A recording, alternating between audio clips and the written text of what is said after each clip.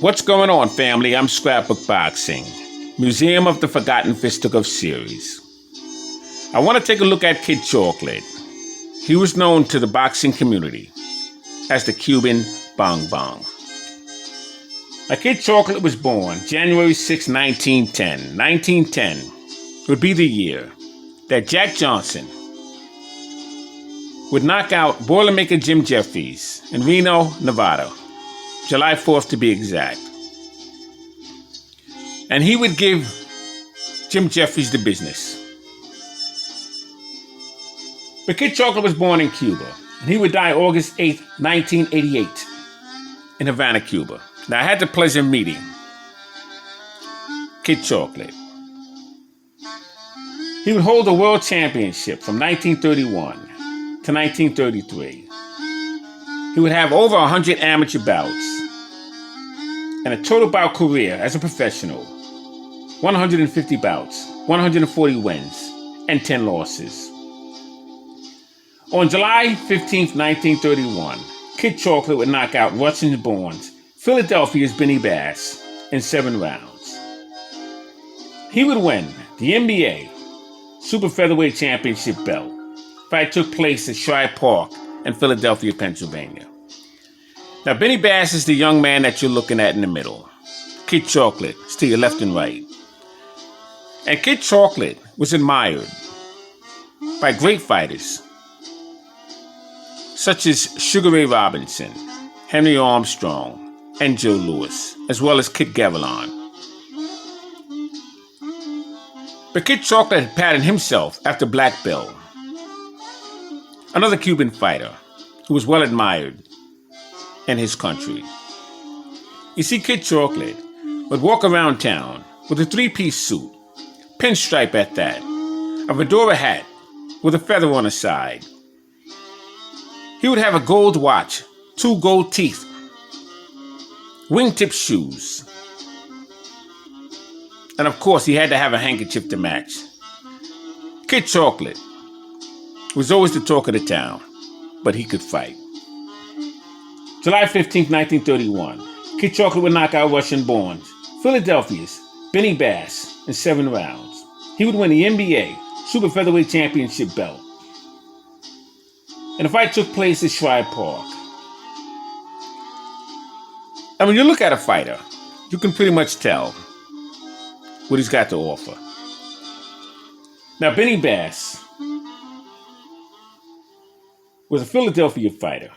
He stood 5 foot 1.5 inches, had a 64-inch reach. He was from Russia.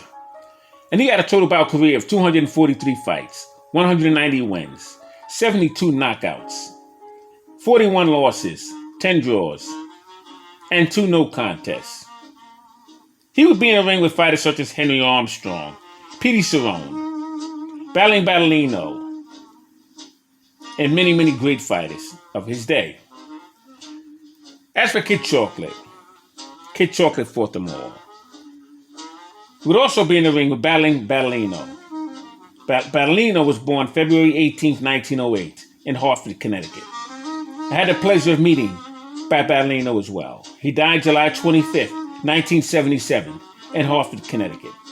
He had a total bout career of 88 fights, 57 wins, 23 knockouts, 26 losses, 3 draws, and 2 no contests. He defeated Fidel LaBarbera, Bud Taylor, Al Singer, Eddie Shea, Freddie Miller, Frankie Click, Billy Patrol, the Fargo Express, Panama Al Brown, Benny Bass, Bushy Graham, Louis Kid Capper. You name him, he was in the ring with them. Now, what was amazing about Kid Chocolate? He had a masterful jab. I mean, he could fight. He would jab and step to the side. He would swivel his head from side to side. He would jab to the pit of his stomach and step to the left and drop a straight right hand. Now, how do you do that? I couldn't tell you. But he managed to do it. And he was such a great performer. He could tap dance. And as I said to you before, that Ray Robinson had admired Kid Chocolate. Because everything that Kid Chocolate did, Ray Robinson did. As I stated, Kid Chocolate would tap dance. He wore the most stylish clothes. He had a slick hair that he would Pompeii with Dixie peach grease. But Kid Chocolate knew how to fight because he fought in his hometown in Cuba. Like I said, he had over 100 amateur fights, and he can do it all. But Kid Chocolate would unfortunately lose to Tony Canzoneri. And that really did a number on Kid Chocolate. Now, like I said, he only lost 10 fights.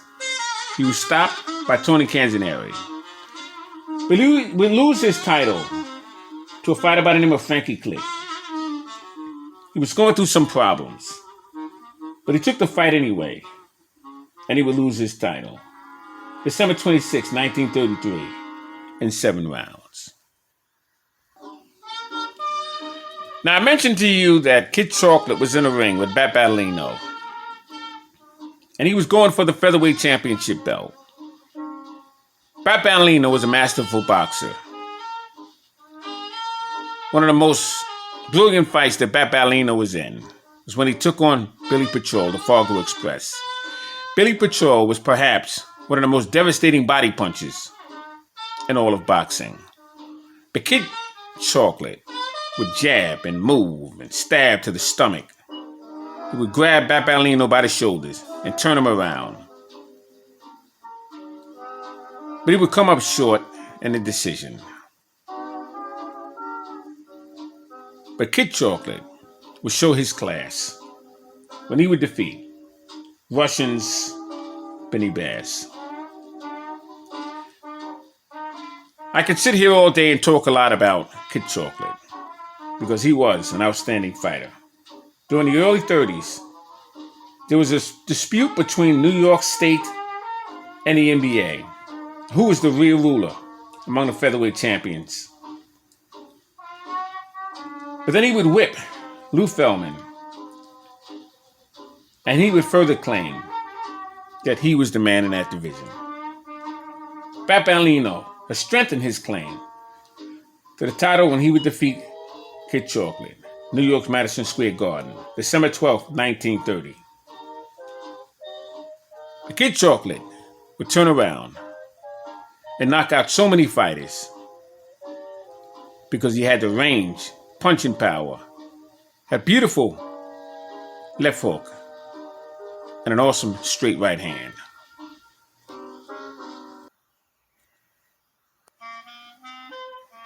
Now let's take a look at Tony Canzoneri and Kid Chocolate.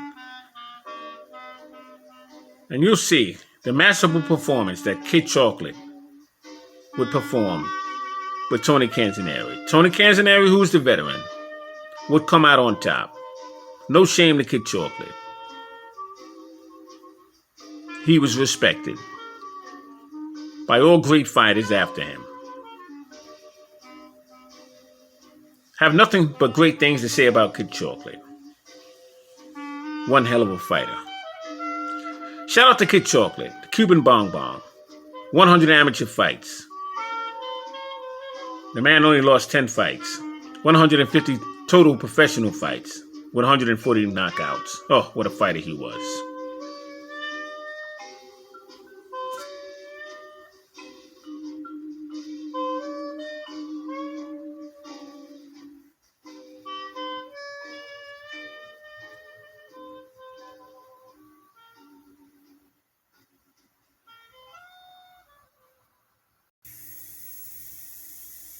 Now here we have Kid Chocolate and Tony Canzoneri. As you can see here, Kid Chocolate is measuring Tony Canzoneri. He works on the inside, locks his arms up, and he gets back into distance. Keeps the jab out. Tony Canzoneri is a master. Keeps his hands down, but he quickly throws the overhand right. Those underarm punches as well. And that's what Kid Chocolate has to watch out for. He has to keep his right glove up and his left hand stuck out all the time. He has to pop the jab consistently and move his head from side to side. As you can see, Tony Canzoneri takes his elbow on his forearm. An old trick. And he raises up the chin of Kid Chocolate. Kid Chocolate doesn't have that kind of an experience. As you can see, Tony Canzoneri takes his head and he raises the chin of Tony Canzoneri. I'm sorry, of Kid Chocolate. And why he's doing that, he's trying to tighten up the neck of Kid Chocolate.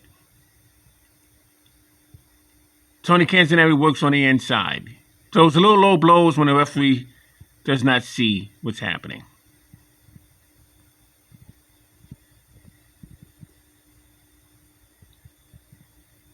Now, what Tony Canzoneri is allowing Kid Chocolate to do is to overwork himself. Canzoneri comes in with the jab, but he takes one in return.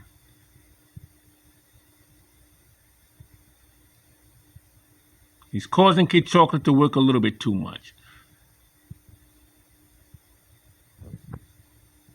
Kid Chocolate needs to relax, and he needs to pop the jab. Once again, Tony Canzoneri ties up Kid Chocolate and grabs his neck with his his left hand, and he pulls it down. And that tires the man out. As you can see, Kid Chocolate is working a little bit too much. Tony Canzoneri is relaxed. He's engaging with Kid Chocolate, but he's allowing Kid Chocolate to do most of the work. As he ties up Kid Chocolate, he wants Kid Chocolate to bang his body because he wants to make Kid Chocolate work constantly. Now, Kid Chocolate should not resist. He should relax.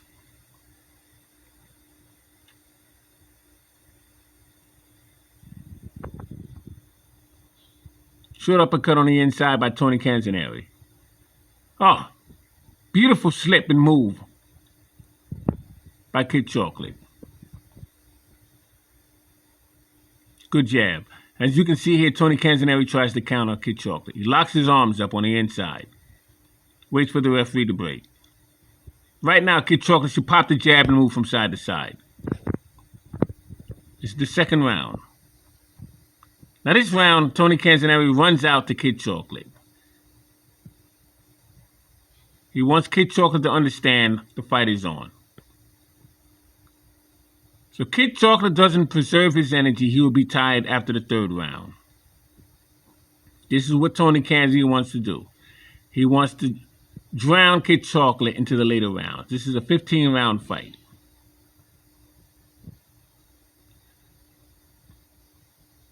As you can see, Tony Canzoneri keeps going forward and leans on Kid Chocolate. He wants Kid Chocolate to tie him up. And he wants to sap the energy out of Kid Chocolate. Comes up with a wicked left hook. Kid Chocolate needs to find his distance and consistently pop the jab.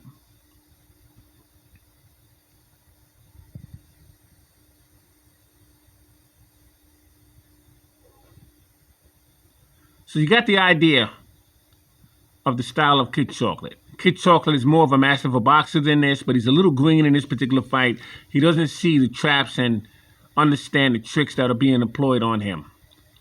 And that's fine. He will learn as he goes along.